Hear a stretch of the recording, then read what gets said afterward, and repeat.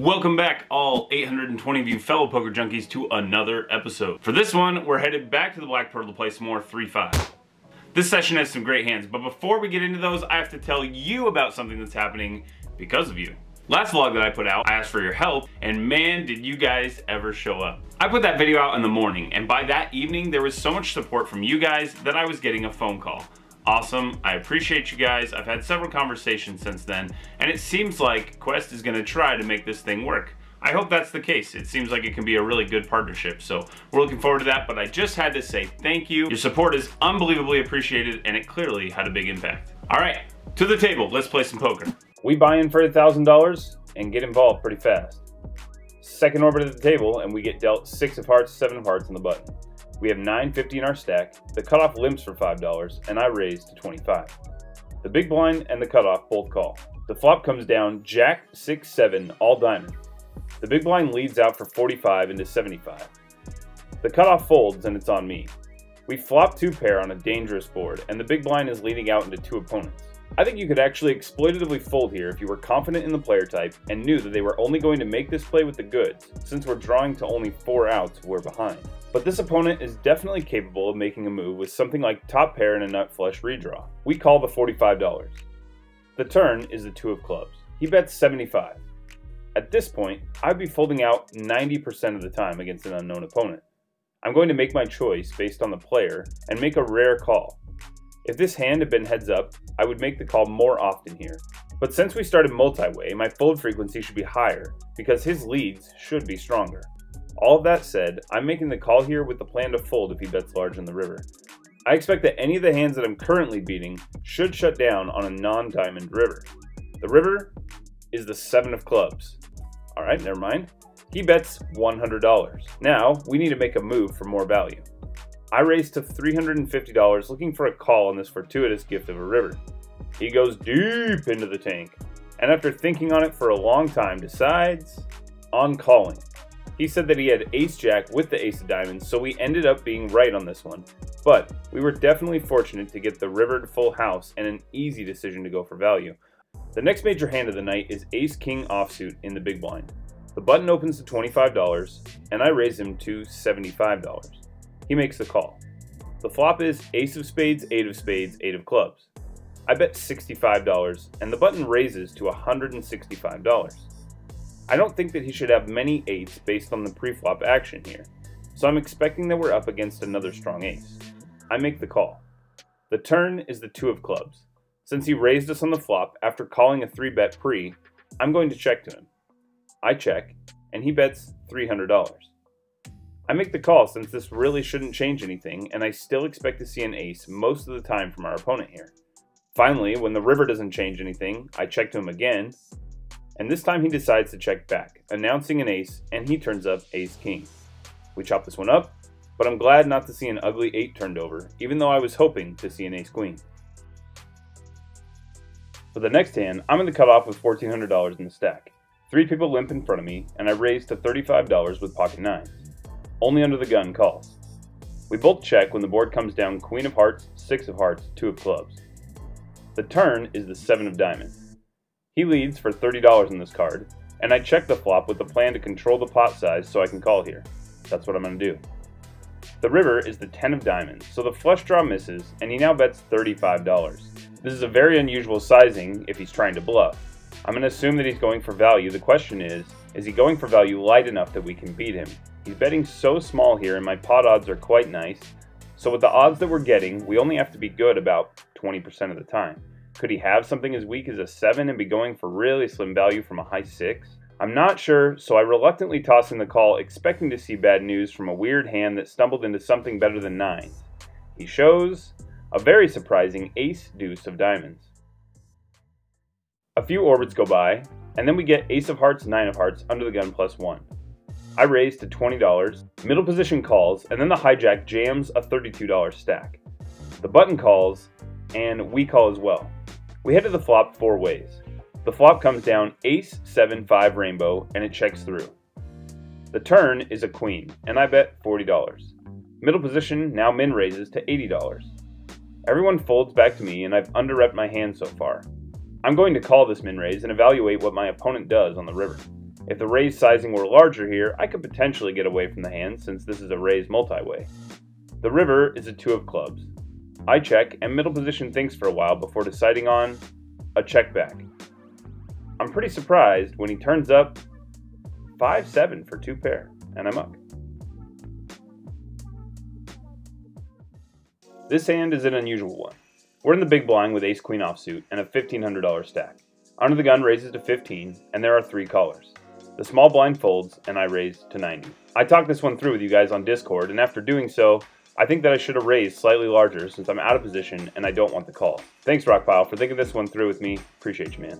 Just another good example that we're never best, always learning. Middle position jams a small stack of $132. The button calls because the state law will prevent me from re-raising when he calls, since the small jam will count as a 3rd raise and a 4th raise is not allowed on any street. My button opponent generously reminds me that I have the option to fold, even though I can't raise. I think you can still fold. Yeah, you can fold. Thank you. I appreciate you guys covering me. They're looking out for you. I call, and the flop is 10 of spades, 8 of hearts, 4 of hearts. The action checks through. We get some help on the turn when the ace of clubs comes in. My opponent announces this. I'm checking out a turn. I bet $125. Then the button says this. Well, I can't raise since I checked out a turn. So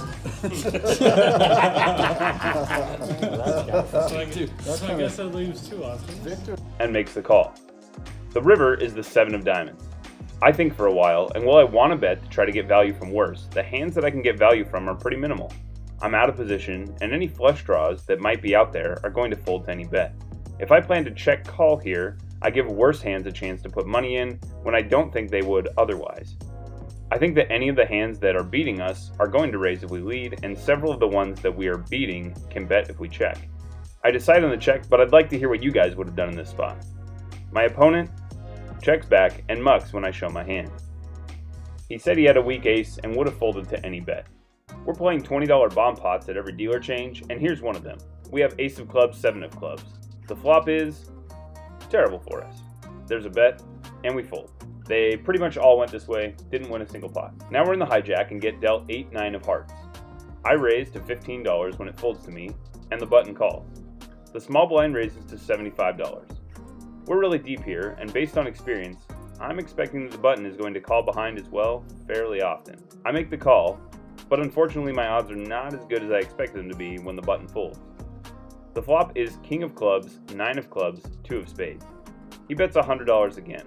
He's been playing fairly straight up from what I've seen so far, and I don't expect to see many bluffs if I call here. The bet is pretty large, and I just don't anticipate that he's bluffing often enough on this board for it to be a profitable call. Warning: the following content may be disturbing to some viewers, especially those with a weak constitution who have not played a lot of poker. At this point, our stack is about $1,700, so we're up about $700.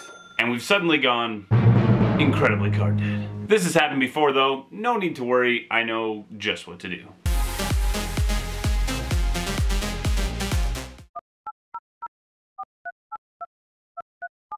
Thank you for calling. We are experiencing higher than normal call volumes. Please stay on the line and a dealer will be with you shortly. Please continue to hold. We know that premium cards are important to you. A dealer will assist you as soon as they are available. Thank you for holding. Dealers are helping other customers right now. There are currently 729 other callers ahead of you. Thank you for continuing to hold. To receive a suited 8-gapper without any wait time, press 1.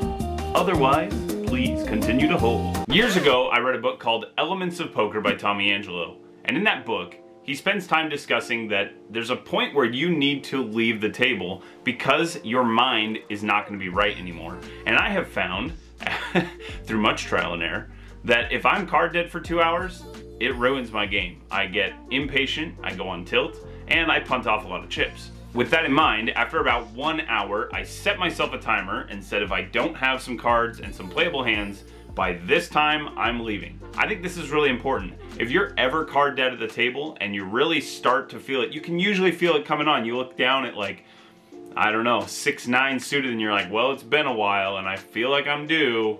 That's a dangerous mindset. So don't allow yourself to creep into that space. Instead, get up from the table, and Tommy talks about just taking a break. Practicing taking a break. It's better for you to be able to clear your mind and to be able to quit better than your other opponents who, when they get card dead, are going to stay at the table and punt their chips off. That means over the long run, you're going to give away fewer chips and then clean up more of theirs. Learn to quit, it's an important thing. And I come back to the table for this. You guys have been there. I know you have. It's frustrating when it's going this way, but stay tough, stick to a plan, and have an exit strategy if things don't change. Well, it just never shows up. I end up leaving this session way earlier than I wanted to. I was planning on having a longer session and hoping to get a lot of hands to share with you guys. However, I think it's important to know that I booked a win, I was able to keep my mind right, and I'm prepared to go back to the tables. Even though it felt terrible to leave early, the danger of staying is that you stay for a long time, you punt away all these chips, and mentally you are broken by the next time you come to the next session. If you were up $700 and managed to give all of it back because you were undisciplined, your mind is not going to be right the next time you show up to the casino, and you start to build a desperation into the longevity of your game. And I'm telling you this as someone who has done it. I have spent the time at the table giving away the chips, making the mistakes, and being the donkey that can't leave. Between bomb pots, blinds, and a couple of calls with small pocket pairs to set mine that miss, I'm down about 200 bucks by the end of these 2 hours. So I'm still up $500 for the session, and it is time to go. We're gonna book the win for you guys so that I can send you some money. Let's choose a winner that's gonna be getting $50. You know what that means. The Seahawks hat of destiny. Let's choose. Winner this time is Jinx Morse. Congrats, there's 50 bucks coming your way. Just want to say thank you again for supporting the channel. If you want a chance at some of that sweet, sweet poker money, the link is in the description below. With this most recent win, it brings our total giveaways up to $547. That's gonna wrap things up for this episode. Thanks for watching. I've got some exciting things to share with you soon, and I can't wait to bring those to you. In the meantime, go crush a table, have a great week, and I'll talk to you again soon.